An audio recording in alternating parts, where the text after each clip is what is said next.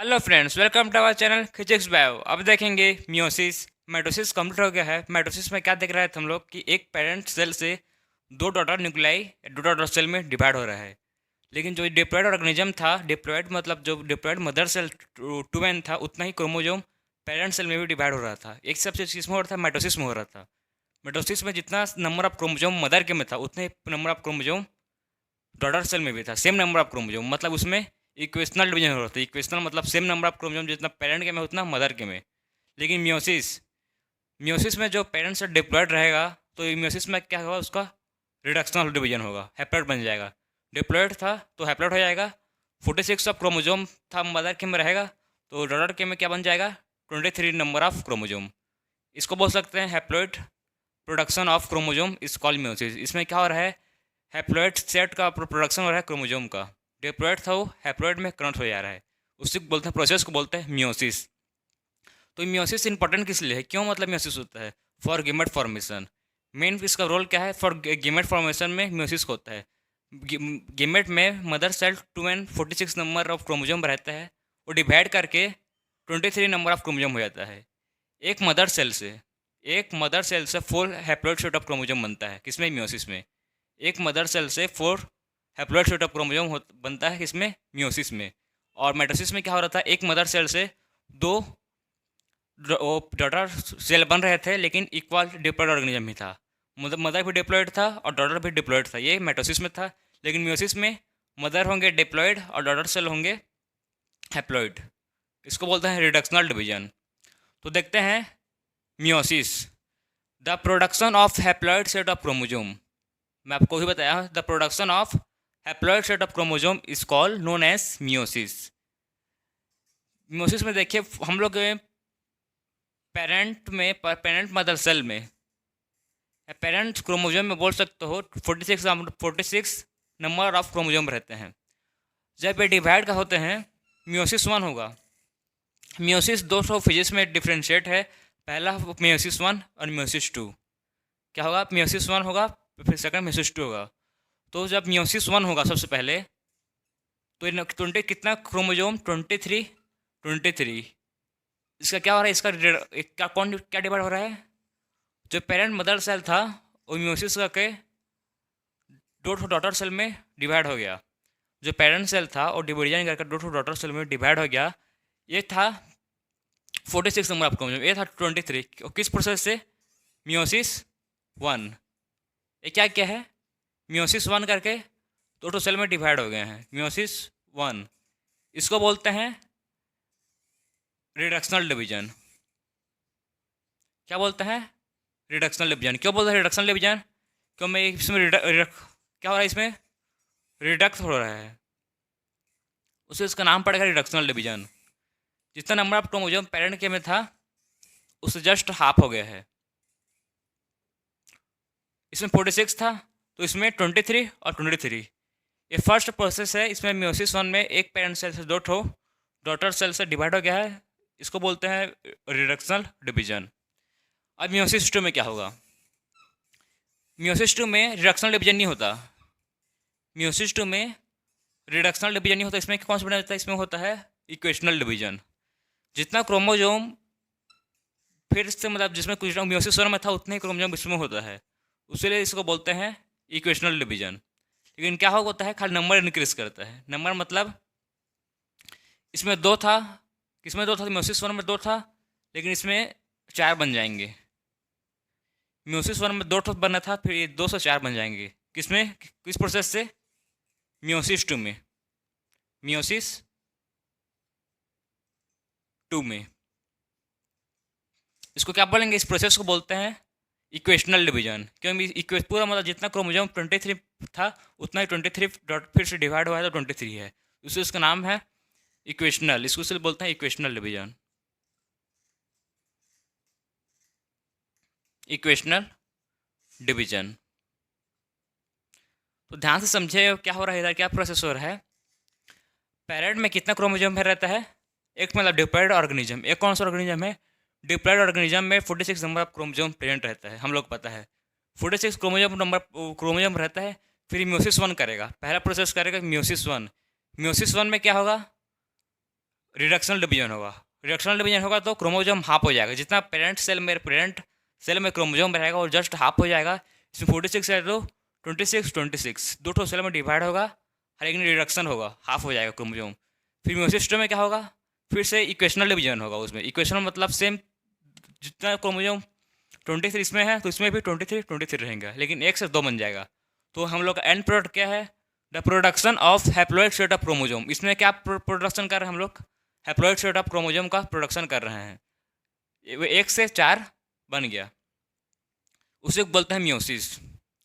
DNA replication once but division twice. जो cell cycle, पूरे cell cycle में DNA का रेप्लिकेशन खाली एक ही बार होता है। कहाँ पर, कब होता है, एस फेज में। हम लोग पता है डीएनए का रेप्लिकेशन से पूरे सेल साइकिल में एक ही बार होता है, एस फेज में। लेकिन जो डिवीजन है वो ट्वाइस होता है, दो बार होता है, meiosis 1 and meiosis 2। Meiosis involves pairing of chromosome. Meiosis का इन्वॉल्व करता है वो pairing of chromosome between homologous chromosome. ये होमोलोगस क्रोमोजोम क्या है, होमोलोगस क्रोमोजोम वो क्रोमोजोम को बोलते हैं जिसका लेंथ सेम हो, सेंट्रोमियर का स्ट्रक्चर सेम, पोजीशन सेम हो, स्ट्रक्चर सेम हो, सब चीज़ सेम हो, उसको बोलते हैं होमोलोगस क्रोमोजोम। तो होमोलोगस क्रोमोजोम में दो टर्म है, पहला है बाइवैलेंट और सेकेंड है टेट्रायड। क्या पहला क्या है, पहला है बाइवैलेंट। तो बाइवैलेंट क्या है, बाइवैलेंट, तो ये बाइवैलेंट उसको बोलते हैं जब इसको पेयरिंग ऑफ क्रोमोजोम होगा, क्रोमोजोम का जब पेयरिंग होगा, क्रोमोजोम का जब पेयरिंग होगा तो ये कौन सा स्ट्रक्चर बनाता है, इसको बोलते हैं बाइवैलेंट। पेयरिंग ऑफ क्रोमोजोम को बोलते हैं सिनेप्सिस, और सिनेप्सिस मतलब है बनता है, पेयरिंग होता है, और दोनों स्ट्रक्चर को, दोनों क्रोमोजोम को, एक क्रोमोजोम में दो दो दो ठो सिस्टर क्रोमेटिड रहते हैं, हम लोग पता है। एक ठो सिंगल क्रोमोजोम है, इसका दो ठो सिस्टर क्रोमेटिड, एक सिस्टर क्रोमेटिड है और एक ये सिस्टर क्रोमेटिड है, दोनों सिस्टर क्रोमेटिड है। और ये दोनों क्रोमोजोम सिस्टर अगर होमोलोगस क्रोमोजोम है, ये क्रोमोजोम, ये पहला क्रोमोजोम 1 है, ये सेकंड क्रोमोजोम है, ये दोनों क्रोमोजोम को बोलते हैं होमोलोगस क्रोमोजोम। जब ये होमोलोगस क्रोमोजोम पेयरिंग करते हैं तो स्ट्रक्चर को बोलते हैं बाइवैलेंट, स्ट्रक्चर बनाते हैं उसको बोलते हैं बाइवैलेंट, और बाइवैलेंट बोलते हैं टेट्रायड, नहीं तो टेट्रायड। अब इसको टेट्रायड क्यों बोलते हैं, टेट्रायड इसे बोलते हैं क्योंकि एक क्रोमोजोम में दो ठो क्रोमेटिड रहते हैं, हम लोग पता है एक क्रोमोजोम में दो ठो क्रोमेटिड रहते हैं। तो एक क्रोमोजोम में दो ठो क्रोमेटिड और दूसरा क्रोमोजोम में दो ठो क्रोमेटिड, टोटल 4 क्रोमेटिड रहते हैं, उसे बोलते हैं टेट्रायड बोल सकते हैं या बाइवैलेंट। कब बोलेंगे इसको, जब होमोलोगस क्रोमोजोम का पेयरिंग हुआ तब बोल सकते हैं इसको बाइवैलेंट, नहीं तो टेट्रायड। टेट्रायड क्या बोलते हैं आपको पता चुका, क्योंकि एक क्रोमोजोम में दो ठो क्रोमेटिड, तो दो ठो क्रोमोजोम में 4 ठो क्रोमेटिड, उसे टेट्रायड। टेट्रायड मतलब 4, टेट्रायड मतलब 4। बाइवैलेंट मतलब दो, दो क्यों, किस लिए, क्योंकि क्रोमोजोम दो ठो है और हर क्रोमोजोम में दो क्रोमेटिड है। Recombination between non sister chromatid, ये दोनों सिस्टर क्रोमेटिड हैं, एक क्रोमोजोम में सिस्टर क्रोमेटिड रहता है, लेकिन ये और ये डिफरेंट सिस्टर क्रोमेटिड है। ये दोनों को बोलेंगे नॉन सिस्टर क्रोमेटिड। ये अलग सिस्टर क्रोमेटिड है, ये इसका अलग सिस्टर क्रोमेटिड है, दोनों को बोलते हैं नॉन सिस्टर क्रोमेटिड। दोनों का क्या होगा, रिकॉम्बिनेशन भी होगा। ऐसा देखेंगे हम लोग प्रोफेस में देखेंगे म्योसिस का। अब म्योसिस में कौन कौन सा इवेंट्स होता है होगा देखेंगे, म्योसिस 1 एंड म्योसिस 2। म्योसिस 1 में क्या होगा इवेंट, प्रोफेस 1, मेटाफेस 1, एनाफेस 1, टेलोफेस 1, ये सब फेजेस होंगे म्योसिस 1 में। अब प्रोफेस 1 और सब मतलब बहुत से फेजेस में डिफ्रेंशिएट है। पहला, सबसे पहले देखेंगे लेप्टोटीन, फिर देखेंगे जाइगोटीन, फिर पैक्टिटीन, फिर डिप्लोटीन, फिर डाइकाइनेस। ये सबको 1 बाय 1 देखेंगे, लेप्टोटीन, जाइगोटीन, पैक्टिटीन, डिप्लोटीन, डाइकाइनेस, इसको सबसे 1 बाय 1 देखेंगे। सबसे पहले स्टार्ट करेंगे लेप्टोटीन से। Profess 1 leptotene. लेप्टोटीन में क्या होता है, क्रोमोजोम बिकम विजिबल। लेप्टोटीन में क्रोमोजोम विजिबल होता है, मतलब हम लोग क्रोमोजोम दिखना स्टार्ट होते हैं, किसमें, लेप्टोटीन में। और क्या होता है, कंडेंसेशन ऑकर्स थ्रू आउट। जो क्रोमेटिन है, ठीक है, क्रोमेटिन कंडेंस होता है थ्रू आउट, कंडेंसेशन चलता रहता है। ये क्रोमोजोम है, क्रोमोजोम हम लोग को दिख रहा है किसमें, लेप्टोटीन में। उसके बाद क्या होगा, उसके बाद होगा जाइगोटीन। फिर जाइगोटीन में क्या होता है, chromosome start pairing together and the process of association is called synapses. अब क्रोमोजोम पेयरिंग करना स्टार्ट करेंगे। जाइगोटिन में क्रोमोजोम पेयरिंग करना स्टार्ट करते हैं और पेयरिंग कर वही एसोसिएशन को बोलते हैं, पेयरिंग ऑफ क्रोमोजोम को बोलते हैं सिनेप्सिस। ये दोनों क्रोमोजोम पेयरिंग कर रहे हैं, इसको बोलते हैं इस स्टेप को बोलते हैं सिनेप्सिस। ये दोनों क्रोमोजोम पेयरिंग कर रहे हैं, इस टाइप ऑफ एसोसिएशन को बोलते हैं सिनेप्सिस। उसके बाद पेयरिंग करने के बाद करते हैं such pair chromosome are called homologous chromosome. मैं आपको बताया था कि ऐसी पेयर ऑफ क्रोमोजोम जो पेयरिंग ऑफ क्रोमोजोम को, जो पेयर ऑफ क्रोमोजोम को क्या बोलते हैं? Homologous chromosome. Synaptonemal complex. अब सिनेप्टोनिमल कॉम्प्लेक्स क्या काम करता है? ये पेयरिंग ऑफ केमिकल है रिलीज करता है जो पेयरिंग ऑफ क्रोमोजोम के हेल्प होता है। यहाँ पर एक सिनेप्टोनिमल कॉम्प्लेक्स रिलीज होता है, ये दोनों क्रोमोजोम को पेयर करने के लिए हेल्प करता है, पेयरिंग करने के लिए हेल्प करता है। क्या? Synaptonemal complex. फिर उसके रिजल्ट में क्या मिलेगा हम लोग को? बाइवैलेंट और टेट्राड। इसका रिजल्ट हम लोग क्या मिला? बाइवैलेंट मतलब दो क्रोमोजोम, उसमें एक क्रोमोजोम में दो टेट्राड, वही दो क्रोमोजोम को बोलते हैं बाइवैलेंट। टेट्राड मतलब एक क्रोमोजोम में दो क्रोमेटिड और दो क्रोमोजोम में चार क्रोमेटिड। होमोलोगस क्रोमोजोम में 4 क्रोमेटिड को बोलते हैं टेट्राड और दो क्रोमोजोम को बोलते हैं बाइवैलेंट। तो एक रिजल्ट में क्या बाइवैलेंट शो करेंगे और टेट्राड। एक क्या है? बाइवैलेंट और टेट्राड। यही पेयरिंग, यही चीज़, सब चीज़ किस में हो रहा है? ये जाइगोटिन में हो रहा है सब प्रोसेस। तो अब देखते हैं नेक्स्ट पेकाइटिन। तो पेकाइटिन में क्या होगा? इसमें क्रोमोजोम हम लोग को विजिबल हो जाएंगे, क्रोमोजोम इसमें दिखना स्टार्ट हो जाएंगे, हम लोग क्रोमोजोम को देख सकते हैं। तो इसमें क्रोमोजोम किस फॉर्म में रहता है? इसमें क्रोमोजोम टेट्राड या बाइवैलेंट या टेट्राड फॉर्म में क्रोमोजोम हम लोग को इसमें विजिबल होते हैं। एक क्या है? होमोलोगस पेयर ऑफ क्रोमोजोम में, होमोलोगस पेयर ऑफ क्रोमोजोम में एक क्रोमोजोम में दो क्रोमेटिड होते हैं, हम लोग पता है। एक क्रोमोजोम में दो क्रोमेटिड होते हैं, हम लोग पता है। तो दो क्रोमोजोम में 4 क्रोमेटिड होंगे। एक क्रोमोजोम में दो क्रोमेटिड, तो दो क्रोमोजोम में 4 क्रोमेटिड। यही 4 क्रोमेटिड को बोलते हैं टेट्राड। 4 क्रोमेटिड होता है होमोलोगस पेयर में, उसको बोलते हैं टेट्राड। और जो होमोलोगस पेयर ऑफ क्रोमोजोम है इसको बोलते हैं बाइवैलेंट। वो बाइवैलेंट क्यों बोलते हैं? कि इसमें वन पेयर ऑफ क्रोमोजोम है, 2 पेयर ऑफ क्रोमोजोम है, जिसमें एक पेयर में दो क्रोमेटिड है, दो क्रोमोजोम उसे इसको बोलते हैं बाइवैलेंट। और टेट्राड क्यों बोलते हैं? क्योंकि इसमें एक क्रोमोजोम में दो क्रोमेटिड है, तो दो क्रोमोजोम में 4 क्रोमेटिड, तो इसलिए 4 क्रोमेटिड है, इसलिए इसको टेट्राड या बाइवैलेंट। तो ये हम लोग को कौन सा पेकाइटिन स्टेज में ये विजिबल हो जाएंगे, दिखना स्टार्ट हो जाएंगे क्रोमोजोम, हम उसको अच्छे से देख पाएंगे पेकाइटिन स्टेज में। फिर क्या होगा? Crossing over occur between non sister chromatid. अब क्रॉसिंग ओवर स्टार्ट होगा, किसके बीच होगा? Non sister chromatid. ये एक क्रोमोजोम क्या है? ये सिस्टर क्रोमेटिड है। एक सेकंड क्रोमोजोम ये सिस्टर क्रोमेटिड है। लेकिन जो ये दोनों का जो क्रोमेटिड है इस दोनों को बोलता है नॉन सिस्टर क्रोमेटिड। ये क्रोमोजोम अलग है, ये क्रोमोजोम अलग है। इस कैसे अलग है? इन लोग का क्रोमेटिड क्या है? डिफरेंट है, इसलिए इसको बोलता है नॉन सिस्टर क्रोमेटिड। इसका एग्जैक्ट कॉपी थोड़े ये क्रोमोजोम ना, खाली एक क्रोमोजोम में दो क्रोमेटिड होते हैं, उसको बोलता है सिस्टर क्रोमेटिड। एक क्रोमोजोम में दो क्रोमेटिड होते हैं, उसी को बोलते हैं सिस्टर क्रोमेटिड। तो इसमें दो क्रोमोजोम है, तो नॉन सिस्टर क्रोमेटिड हुए ना, तो इसीलिए बोलते हैं इसको नॉन सिस्टर क्रोमेटिड। तो क्या होगा? अब क्रॉसिंग ओवर होगा ये दोनों के बीच, नॉन सिस्टर क्रोमेटिड के बीच क्रॉसिंग ओवर होगा ऑफ होमोलोगस क्रोमोजोम। एक क्या है? होमोलोगस क्रोमोजोम के नॉन सिस्टर क्रोमेटिड के ऊपर क्रॉसिंग ओवर होगा। तो क्या होगा? At the site appearance of recombination nodules. अब किसका और अपीयरेंस होगा? Recombination nodules. यहाँ पर जहाँ पर एक क्रॉसिंग ओवर होगा, ठीक है ना, जहाँ पर क्रॉसिंग ओवर होगा वहाँ पर एक क्या बनेगा? रिकॉम्बिनेशन नोड्यूल्स फॉर्म होगा। जो एक क्रॉसिंग ओवर हुआ है इसके बीच में, जैसे इसके ठीक पॉइंटिंग में, इसके जस्ट सेंटर में, मतलब जो क्रॉसिंग ओवर हुआ है उसी के बीच में क्या बनेगा? Recombination nodules.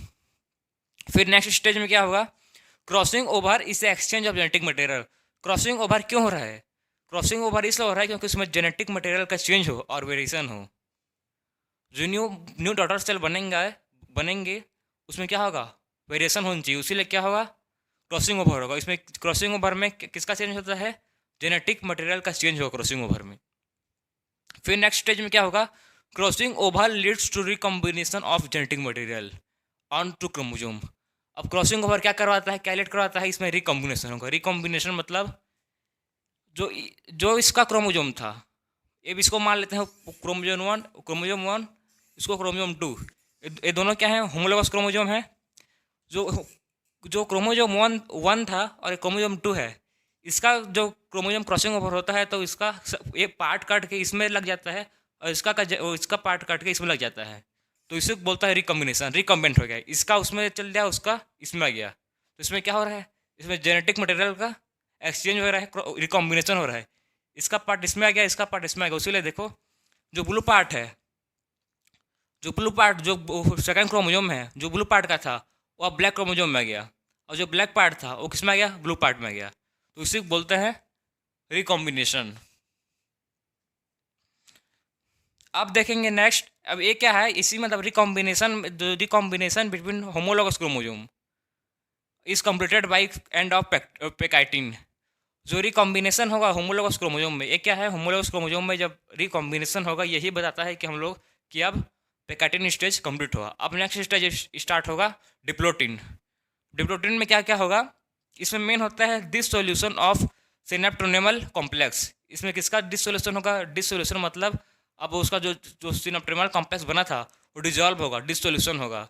इसमें यहाँ पर जो सिनेप्टोनेमल कॉम्प्लेक्स बना था, अभी क्या होगा, अभी डिजॉल्व होगा, ये टूटेगा इसे। लेकिन कहाँ, खाली except the site of cross over, जहाँ पर क्रॉस ओवर हुआ है वहाँ पर ये नहीं टूटेगा। क्या बोला मैं, जहाँ पर क्रॉसिंग ओवर हुआ है वहाँ का साइट खाली नहीं टूटने, मतलब ब्रेक नहीं होगा। बाकी सब जो हम लोग पैर का जो पेयरिंग था वो बाकी साइड अलग हो जाएगा। लेकिन जहाँ पर क्रॉसिंग ओवर हुआ है वहाँ पर नहीं होता है। क्या नहीं होता है, क्रॉसिंग ओवर मतलब नहीं होता है, एक्सेप्ट नहीं करता उसको, मूव नहीं करता पार्ट, और क्रॉस से ही रहते हैं। Dissolution of synaptonemal complex and chromosome tend to move apart except the site of crossover। सब क्रोमोजोम मूव करेंगे अपार्ट, लेकिन except the site of crossover, जहाँ पर क्रॉसओवर हुआ है वहाँ मूव नहीं करेगा, बाकी सब मूव करना स्टार्ट करेंगे। लास्ट स्टेज में क्या होता है, डिप्लोटिन के एक्स शेप स्ट्रक्चर कॉल्ड क्लासमेटा। यहाँ पर जो एक्स शेप क्या बना है, एक्स शेप का जो स्ट्रक्चर बना है उसको बोलते हैं क्लासमेटा। क्या बोलते हैं, चेसमेटा। इसको बोलते हैं चेसमेटा, किसको बोलते हैं, एक्स शेप का स्ट्रक्चर है उसको बोलते हैं कैसमेटा। ये था last stage of diplotene. Diplotene मतलब वहाँ से वो डिप्लोट ऑर्गेनिज्म में मंथ तक रहता है और ईयर्स तक भी रह सकता है, और डिफर करता है डिफरेंट ऑर्गेनिज्म में। अब देखते हैं डाइकैनेज टर्मलाइजेशन ऑफ चेसमेटा। इसमें जो चेसमेटा फॉर्म हुआ था डिप्लोटिन स्टेज में, डिप्लोटिन स्टेज में जो चेसमेटा फॉर्म हुआ था उसका क्या होगा, टर्मलाइजेशन होगा। वो कैसमेटा क्या था, एक शेप का स्ट्रक्चर था, इसको बोलते थे, ऐसी फॉर्म होता था उसी शेप को बोलते थे चेसमेटा। अब उसको क्या होगा, उसका टर्मलाइजेशन होगा। टर्मलाइजेशन मतलब उसको पूरी तरह सब खत्म होगा। डायग्राम में देखो, अब ये एक शेप के स्ट्रक्चर नहीं रहे, डिफ्रेंशिएट हो गए हैं, डिफरेंट हो गए हैं। इसे बोलते हैं टर्मलाइजेशन ऑफ चेसमेटा का डिसअपेरेंस। फिर नेक्स्ट स्टेज में क्या होगा, क्रोमोजोम फुल्ली कंडेंस्ड। अब क्रोमोजोम फुल्ली कंडेंस हो जाएगा और by the end of diakinesis के लास्ट स्टेज में क्रोमोजोम क्या होगा, फुल्ली कंडेंस हो जाएगा। फिर क्या होगा, न्यूक्लियोलस डिसअपेयर, उसका न्यूक्लियोलस भी डिसअपेयर होगा, और nuclear envelope also break down. जो न्यूक्लियर एनवलप है वो भी ब्रेक डाउन हो जाएगा। कब होगा, by the end of diakinesis. फिर स्टार्ट हम लोग प्रोफेस का 5 स्टेज देख चुके हैं, लेप्टोटिन, जाइगोटिन, पैक्टेटिन, डिप्लोटिन एंड डाइकाइनेस। ये पालोफेज मतलब ये पांचों फेजेस प्रोफेस 1 का था, इसको सब कंप्लीट देख चुके हैं। अब देखते हैं नेक्स्ट मेटाफेज। मेटाफेज में क्या होता है, हम लोग पता है, मतलब माइटोसिस में भी देखे थे, जो क्रोमोजोम रहता है वो सेंटर में इक्वेटोरियल प्लेट में अलाइन करता है। इसमें भी सेम वही होगा, बाइवेलेंट क्रोमोजोम वही होमोलोगस पेयर ऑफ क्रोमोजोम को बोलते हैं bivalent chromosome align on equatorial plate. जो बाइवेलेंट क्रोमोजोम है वो अब कहाँ अलाइन होंगे, इक्वेटोरियल प्लेट में अलाइन होंगे, बिल्कुल सेंटर में। The microtubules from the opposite poles of the spindle attach to the kinetochore of homologous chromosome. जो मैक्रोट्यूब्यूल्स थे अपोजिट पोल में, जब सेंट्रोमियर थे, ठीक है ना, सेंट्रोजोम थे अपोजिट पोल में, उसमें अब क्या हुआ, मैक्रोट्यूब्यूल्स अटैच करेंगे किनेटोकोर से। किनेटोकोर कहाँ पर था, यहीं पर क्रोमोजोम के जस्ट ऊपर में क्या रिप्रेजेंट रहता है, किनेटोकोर। अब इस किसको कौन अटैच हो जाएगा, होमोलोगस क्रोमोजोम के अटैच हो जाएंगे स्पिंडल फाइबर क्रोमोजोम में। फिर नेक्स्ट स्टेप होता है अब एनाफेज वन। मेटाफेज वन देख चुके हैं, अब देखते हैं एनाफेज वन। एनाफेज में क्या होता है, होमोलोगस क्रोमोजोम सेपरेट। अब जो होमोलोगस क्रोमोजोम थे वो सेपरेट करेंगे, while sister chromatid remains associated with the centromeres. जो सिस्टर क्रोमेटिड थे वो सेंट्रोमियर से अटैच रहेंगे। ये दोनों क्या थे, ये दोनों थे होमोलोगस क्रोमोजोम। अभी होमोलोगस क्रोमोजोम क्या हो गए, सेपरेट हो गए, एक दूसरे के अपोजिट पोल में चल दिए। ये दोनों जो अटैच थे अब सेपरेट होकर अपोजिट पोल में चल दिए। लेकिन यहाँ का जो सिस्टर क्रोमेटिड, एक क्रोमोजोम में दो सिस्टर क्रोमेटिड रहते हैं, एक क्रोमोजोम में टू सिस्टर क्रोमेटिड रहते हैं, वो सेपरेट रहेंगे, मतलब वो एक साथ रहेंगे, वो सेपरेट नहीं होंगे। देखिए यहाँ पर दोनों सिस्टर क्रोमेटिड एक साथ हैं, सेपरेट नहीं हुए हैं। खाली जो होमोलोगस पेयर ऑफ क्रोमोजोम थे, दो ठो क्रोमोजोम जो एक साथ जोड़े थे, उसको बोलते हैं होमोलोगस पेयर ऑफ क्रोमोजोम, वो खाली सेपरेट हुए हैं। उसमें का सिस्टर क्रोमेटिड सेपरेट नहीं हुआ है, वो एसोसिएटेड है, वो जुड़ा है हम लोग साथ है। इसी फेज को बोलते हैं एनाफेज। सेंट्रोजोम अब क्या कर रहे हैं, क्रोमोजोम को अपनी तरफ अटैच कर रहे हैं स्पिंडल फाइबर्स की हेल्प से। तो एनाफेज में वही फेज होता है, सेपरेट कर लेते हैं होमोलोगस क्रोमोजोम। अब नेक्स्ट फेज देखते हैं, last phase telophase one. Telophase ये मियोसिस वन का लास्ट फेज है टीलोफेज। टीलोफेज में क्या होता है, ये जस्ट अपोजिट है प्रोफेज के। प्रोफेज में क्या हो रहा था, सब जो न्यूक्लियस मेम्ब्रेन न्यूक्लियस सब डिग्रेड हो रहा था, डिसअपियर हो रहा था। उसमें सब क्या होगा, टीलोफेज में फिर से सब रिपेयर होगा, न्यूक्लियस न्यूक्लियर मेम्ब्रेन सब फिर रिपेयर होगा। तो इसीलिए बोलते हैं इसको opposite of prophase. Nuclear membrane and nucleus reappear. अब न्यूक्लियस मेम्ब्रेन और न्यूक्लियस रीअपियर होंगे किसमें, टीलोफेज में। Cytokinesis flow and this is called dyad of cell. अब सबसे पहले न्यूक्लियर डिवीजन, मतलब पूरा कंप्लीटली न्यूक्लियर डिवीजन टीलोफेज में कंप्लीट हो जाता है। कंप्लीटेड न्यूक्लियस दो न्यूक्लियस में डिवाइड हो जाता है, उसको बोलते हैं टेलोफेज। उसके बाद क्या होगा, कैरियोकाइनेसिस। कैरियोकाइनेसिस में साइटोप्लाज्म का डिवीजन होगा, साइटोप्लाज्म दो सेल में स्प्लिट हो जाएंगे, दो डॉटर सेल बना लेंगे। एक पेरेंट सेल से दो डॉटर सेल बन गया, लेकिन ये रिडक्शनल डिवीजन है। मियोसिस वन क्या है, रिडक्शनल डिवीजन। इसमें क्या हो रहा है, पेरेंट्स में 46 क्रोमोजोम था, तो इसमें कितना क्रोमोजोम होंगे, 23। जस्ट हाफ हो गया क्रोमोजोम, जितना पेरेंट सेल में था उससे जस्ट हाफ बन गए हैं, उसे बोलते हैं इसको meiosis. The stage between the meiotic division is called interkinesis. आपके एनसीईआरटी में लाइन में गिवन है, the stage between meiotic division is called interkinesis. इसका आपको मैं सिंपल वे में बता रहा हूँ क्या बोलना चाहता है ये। The gap between meiosis one and meiosis two is called interkinesis. क्या बोला मैं, ऐसा the gap between meiosis one and meiosis two, meiosis one और मियोसिस टू के जो गैप, मियोसिस वन और मियोसिस टू के बिटवीन में जो गैप रहेगा, जैसे कि मियोसिस वन स्टार्ट हुआ है तो कंप्लीट कब होता है वो, टीलोफेज। टीलोफेज वन में क्या होगा, मियोसिस वन कंप्लीट होगा, और नेक्स्ट मियोसिस टू स्टार्ट किस में होगा, प्रोफेज टू में। तो दोनों के बीच, meiosis one and meiosis two के दोनों के बीच में जो गैप रहेगा, meiosis one and meiosis two के बिटवीन में जो भी गैप रहेगा, जो गैप रहता है उसको बोलते हैं इंटरकाइनेसिस। टीलोफेज वन टू से प्रोफेज टू के बीच में जो भी फेस रहेगा, गैप रहेगा बिटवीन में, telophase one and prophase to के बिटवीन में जो भी गैप रहेगा, क्या रहेगा, गैप रहेगा। टीलोफेज वन और प्रोफेज टू के बिटवीन में जो भी गैप है, उस गैप को बोलते हैं interkinesis. The gap between meiosis one and meiosis two is called interkinesis. Interkinesis में नो रेप्लिकेशन ऑफ डीएनए। इसमें डीएनए का रेप्लिकेशन नहीं होता, खाली सेंट्रियोल डबल होते हैं, एक सेंट्रियोल दो में डुप्लीकेट होता है, लेकिन इसमें न्यूक्लियस का डिवीजन नहीं होता। किसमें नहीं होता, इंटरकाइनेसिस में, इसमें जो क्रोमोजोम थे वो क्या हो रहे हैं, कंडेंस डिकंडेंस हो रहे हैं। टीलोफेस में क्या हो रहे हैं, क्रोमोजोम डिकंडेंस, लेकिन प्रोफेस 2 में क्या होंगे, क्रोमोजोम कंडेंस होंगे। प्रोफेस में 2 में क्रोमोजोम फिर से कंडेंस होंगे फिर से, तो इसीलिए बोलते इस दोनों के बीच के गैप को बोलते हैं इंटरकाइनेसिस। तो हम लोग अभी पूरा म्योसिस 1 कंप्लीट हो गया, पूरा profess 1, metaphase 1, anaphase 1, telophase 1 complete है। अब देखते हैं म्योसिस 2।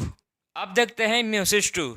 म्योसिस 2 में क्या होगा, जितना नंबर ऑफ क्रोमोजोम म्योसिस 1 में हम लोग को मिला था 20, मतलब पेरेंट सेल से, एक पेरेंट सेल से 2 डॉटर सेल बने थे म्योसिस 1 में, लेकिन उसमें क्या हुआ था, उसमें रिडक्शन डिवीजन हुआ था, तो क्रोमोजोम हाफ हो गए थे। 46 क्रोमोजोम नंबर थे पेरेंट के में, पेरेंट सेल में, तो हाफ हो गए। डॉटर सेल में कितने बनाए थे, 23। ये किस में मिला था हम लोग को, म्योसिस 1 में। म्योसिस 1 में 2 डॉटर सेल मिले थे, उसमें क्रोमोजोम नंबर हाफ हो गया था, उसको बोलते थे रिडक्शनल डिवीजन।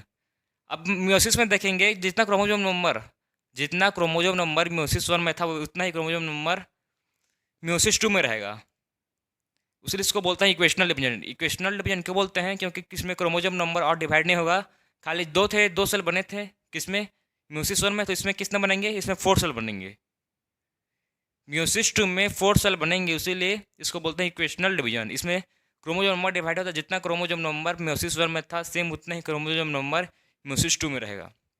तो स्टार्ट करते हैं म्योसिस 2। म्योसिस 2 बिल्कुल माइटोसिस जैसे है। माइटोसिस में हम लोग देखे थे जो कौन कौन सा, profess, metaphase, anaphase, telophase, same वही स्टेप म्योसिस 2 में भी होगा। सबसे पहला स्टेप क्या होगा, क्रोमोजोम कंडेंस होगा। क्या होगा, क्रोमेटिन कंडेंस होगा। कंडेंस होने के बाद प्रोफेस 2 स्टार्ट करेगा, initiated immediately after cytokinesis. Meiosis 1 का साइटोकाइनेसिस होने के बाद एक 1 स्टार्ट हो जाएगा, कौन, प्रोफेस 2। फिर क्या होगा, nuclear membrane disappear by the end of prophase 2। जो न्यूक्लियर मेम्ब्रेन रहेगा, न्यूक्लियोलस से रहेगा, वो क्या होगा, डिसअपियर होगा। हम लोग ये सब माइटोसिस में पढ़ चुके हैं प्रोफेस में, वही सेम स्टेप इसमें भी होगा। न्यूक्लियोलस मेम्ब्रेन डिसअपियर होंगे, कब होंगे, by the end of prophase. Prophase के लास्ट स्टेज में, लेट प्रोफेस में सब डिसअपियर होगा। और क्या होगा, स्पेंडल फाइबर फॉर्म। अब इस सेंट्रोजोम से क्या निकलेंगे, स्पेंडल फाइबर निकलना स्टार्ट हो जाएंगे। सेंट्रोजोम से स्पेंडल फाइबर निकलना स्टार्ट हो जाएंगे। फिर क्या होगा, अब आ जाएगा मेटाफेस। प्रोफेस 2 कंप्लीट हो गया, अब आ जाता है मेटाफेस 2। मेटाफेस 2 में क्या होता है, हम लोग पता है सिंपल, क्रोमोजोम इक्वेटर में अलाइन हो जाते हैं। मेटाफेस में क्रोमोजोम इक्वेटर में अलाइन हो जाते हैं, चाहे वो म्योसिस हो चाहे वो माइटोसिस हो। इसमें एक ही मतलब याद रखें, सब क्रोमोजोम मेटाफेस में अलाइन हो जाते हैं। लेकिन जो हम लोग माइटोसिस में देखे थे, म्योसिस 1 में देखे थे, उसमें क्या हो रहा था, जो क्रोमोजोम है वो कैसे डिवाइड हो रहा था, क्रोमोजोम इधर, मतलब सेंट्रोजोम इधर से हो रहा था, ऐसे हो रहा था, ऐसे हम लोग देखे थे, ऐसे डिवाइड हो रहा था। लेकिन इसमें ऐसी है, जस्ट अपोजिट है, ठीक है ना, यही डिफरेंट है। क्रोमोजोम हम लोग म्योसिस 1 में ऐसे डिवाइड हो रहा था, ऊपर से हो रहा था, लेकिन इसमें साइड से होगा। और सेंट्रोजोम भी इधर, अब इधर नहीं जाएंगे, नीचे नहीं रहेंगे, साइड में हो जाएंगे centrosome. Chromosome align at the equator. उसके बाद क्या होगा, नेक्स्ट स्टेप में क्या है, microtubules from the opposite poles of its spindle get attach to the kinetochore of sister chromatid. अब जो मैक्रोट्यूब्यूल्स है स्पेंडल फाइबर का, वो कहाँ अटैच होगा, अब किनेटोकोर में अटैच होगा। ये क्या है, किनेटोकोर। इसमें स्पेंडल फाइबर अटैच होंगे, कहाँ से आ रहे स्पेंडल फाइबर, मैक्रोट्यूब्यूल्स, उसको बोलते थे एस्टर। वहीं से आ रहे थे, अब किससे अटैच हो गए, किनेटोकोर ऑफ क्रोमोजोम। फिर स्टार्ट होगा एनाफेस 2। एनाफेस 2 में क्या होगा, splitting of centromere of each chromosome. अब स्प्लिटिंग हुआ, किसका होगा स्प्लिटिंग, सेंट्रोमियर का स्प्लिटिंग होगा, तो अब एक सेल 2 में डिवाइड हो जाएंगे। 20 से सेंट्रोमियर का डिवाइड होगा, तो दोनों सेल अपोजिट पोल में, स्पेंडल फाइबर जो सेंट्रोजोम है क्या अटैच, सेंट्रोजोम क्रोमोजोम को अटैच कर अपनी तरफ, तो क्या होंगे, स्प्लिट हो जाएंगे 2 सेल में। उसके बाद होल्डिंग द सिस्टर क्रोमेटिड अलग नहीं होंगे ना, सिस्टर क्रोमेटिड अलग नहीं होंगे, खाली जो सेल थे वो खाली अलग होंगे, मिडिल से होगा स्पेंडल फाइबर। मूविंग तो अपोजिट पोल, फिर ये कहाँ जाएंगे, अपोजिट पोल में मूव करना स्टार्ट करेंगे। ये क्रोमोजोम एक क्रोमोजोम सब क्रोमोजोम अपोजिट फोल्ड में मूव कर रहे हैं। देखो अब मूव कर रहे हैं ना अपोजिट फोल्ड में। यही था मेन एनाफेस में। इसमें क्या होता है, एनाफेस में सिंपल याद रखें, इसमें होता है स्प्लिटिंग ऑफ सेंट्रोमियर। सेंट्रोमियर का स्प्लिटिंग होता है, वो उसको बोलते हैं एनाफेस। अब देखते हैं telophase 2। Two groups of chromosomes once again it get enclosed by nuclear envelope. जो टेलोफेज 2 है वो जस्ट अपोजिट किसका है, प्रोफेज 2 का। प्रोफेज 2 में क्या हो रहा था, क्रोमोजोम कंडेंस हो रहा था। अब इसमें क्या होगा, क्रोमोजोम डिकंडेंस होगा, न्यूक्लियस इन्वॉल्व सब क्या होंगे, फिर से अपीयर होंगे, फिर से अपीयर हो जाएंगे। तो जस्ट अपोजिट है प्रोफेज 2 के। उसके बाद क्या प्रोसेस होगा, अब न्यूक्लियस डिवीजन तो हो गया, न्यूक्लियस 4 सेल में डिवाइड हो गए। अब नेक्स्ट फेज किसका होता है, साइटोप्लाज्म का डिवीजन, उसको बोलते हैं साइटोकाइनेसिस। नेक्स्ट स्टेप है cytokinesis, the formation of tetrad of cell. Tetrad मतलब 4 सेल को बोलते हैं टेट्राड। तो टेट्राड ऑफ सेल, 4 सेल को बोलते हैं tetrad. That is 4 haploid daughter cell. अब कितने बन गए, 4 हैप्लॉइड। इसको ध्यान से समझिए, diploid haploid, 4 haploid daughter cell. 2n था पेरेंट सेल, अब n हो गया। 46 था तो 23 हो गया। कब हुआ, formation of tetrad of cell that is 4 daughter cell cytokinesis में। साइटोकाइनेसिस में पूरा मियोसिस 2 कंप्लीट हो जाएगा, इसमें पूरा सेल डिवीजन कंप्लीट हुआ। मियोसिस 1 मियोसिस 2 इसमें कंप्लीट होता है, पूरा मियोसिस 2 कंप्लीट होता है साइटोकाइनेसिस में। इसमें क्या हुआ, फॉर्मेशन ऑफ 4 डॉटर सेल। एक 4 सबसे पहले टेलोफेज था, इसमें डिवाइड साइटोकाइनेसिस हुआ, फिर साइटोप्लाज्म का डिवीजन होकर 4 डॉटर सेल में डिवाइड हो गए। फिर नेक्स्ट देखेंगे, आप देखते हैं इसका सिग्निफिकेंस क्या है मियोसिस का। मियोसिस आखिर होता क्यों है, सो सिग्निफिकेंस क्या है। सो सबसे पहले फॉर द गेमेट फॉर्मेशन के लिए। गेमेट फॉर्मेशन किस लिए, अगर गेमेट फॉर्मेशन होता है तो क्या होता है, क्रोमोसोम का नंबर हाफ होता है, डिप्लॉयड से हैप्लॉयड होता है। तो वो मेल में डिप्लॉयड से हैप्लॉयड होगा, फीमेल से फिर से हैप्लॉयड, डिप्लॉयड से मतलब मियोसिस मेल और फीमेल दोनों में होगा। 23 क्रोमोसोम रहेंगे, फिर डिफ्यूज हो गए 46 बनाएंगे, 46 क्रोमोसोम बनाएंगे, तो एक पूरा जाइगोट बनता है, ह्यूमन बींग बनता है। वैसे ही तो मोस्ट इंपॉर्टेंट है for gamete formation. Meiosis is important for gamete formation. और किसके लिए सिग्निफिकेंस है, provides consistency of the chromosome number. एक क्रोमोजोम नंबर में पूरा एक कंसिस्टेंसी प्रोवाइड करता है कि कैसे, हाँ मतलब डिफरेंट मतलब हर ह्यूमन बींग में सेम माइटोसिस मोसिस सेम होता है। हर ह्यूमन बींग 46 नंबर, मेरे में 46 नंबर ऑफ क्रोमोजोम है, आपके में भी 46 नंबर ऑफ क्रोमोजोम है। आपके में ऐसा नहीं कि 23 है कि 45 है कि 49, ऐसे नहीं। परफेक्ट क्रोमोजोम नंबर 46 ही है हर ह्यूमन बींग में। और गेमेट फॉर्मेशन करने के बाद प्रॉपर 23 ही होगा गेमेट फॉर्मेशन, हाफ होगा म्योसिस होगा। हर लिविंग ऑर्गेनिज्म, हर ह्यूमन बींग के में सेम ही होता है प्रोसेस। ये पूरे कंसिस्टेंट जनरेशन टू जनरेशन चलता है ये। Increases the genetic viability. अब जेनेटिक वाइबिलिटी मतलब जेनेटिक वेरिएशन। इसमें क्या होगा, जेनेटिक वेरिएशन होगा। हम लोग पूरा प्रो फेस में देखे हैं, प्रो फेस 1 में क्या देखे हम लोग, पूरा उसको ये देखे, पाँच पूरा फेजेस, मतलब प्रो फेस 1 का 5 फेजेस देखे थे। Leptotene, zygotene, pachytene, diplotene, diakinesis. ये पांचों फेज में कैसे जेनेटिक मटेरियल का रिकॉम्बिनेशन होता है, कैसे जेनेटिक मटेरियल एक क्रोमोजोम से दूसरे क्रोमोजोम में जाके वेरिएशन करते हैं। ये एक साथ क्या कर रहे हैं, वेरिएशन करते हैं। जब मेल और फीमेल का मतलब मेल और फीमेल का गेमेट डिफ्यूज होगा तो क्या बनेगा, जाइगोट बनेगा। तो वेरिएशन तो आएगा। तो वेरिएशन इज मोस्ट इंपॉर्टेंट किसके लिए है, इवोल्यूशन के लिए। Variation is most important for evolution. इसलिए एक क्या है, increases the genetic capability, genetic variation increase करता है, तो इसलिए म्योसिस इंपॉर्टेंट है। और म्योसिस का बहुत सिग्निफिकेंट है, बहुत इंपॉर्टेंट है म्योसिस। तो इसमें हम लोग पूरा chapter cell cycle and cell division complete हो गया। तो अब मिलते हैं